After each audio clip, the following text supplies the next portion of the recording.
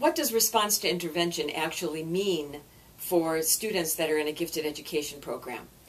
In Wakanda School District 118, one thing that we totally believe is important is to have your program in writing. We annually present to our Board of Education our students, our programs, as well as our gifted documentation. One thing that we have a common saying here in Wakanda School District 118, if it isn't in writing, it doesn't exist. So with that said, we have a complete gifted education program that is in writing. We as I mentioned, we share this with the Board of Education for their approval. One thing that we want to make sure is that just because the gifted education teacher leaves doesn't mean that the program leaves with that teacher.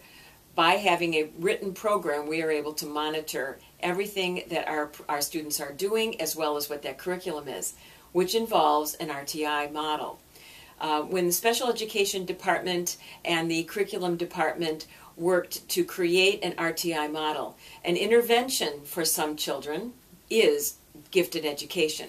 So we wanted to make sure that at both ends of the bell curve, that our students that were being identified as gifted as well as gifted education, we looked at our funding to determine that if we are creating some equity with those students, what we want to make sure is that we have programs in place, which such as the gifted education program, that will support an RTI model.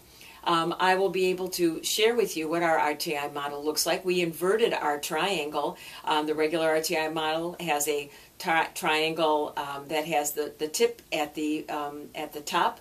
Ours goes at the bottom because what we recognized is that we take from a full pool of students and then bring them into a gifted education program where in regular RTI models, we try to get students out of interventions. We believe that this intervention is what students need on a regular basis because their needs, their educational needs and their social emotional needs are paramount to a solid educational fitness. So with that said, we believe that RTI is in fact a wonderful part of what RTI was bringing about, and again, as something that we really like to see maintain itself in our school district.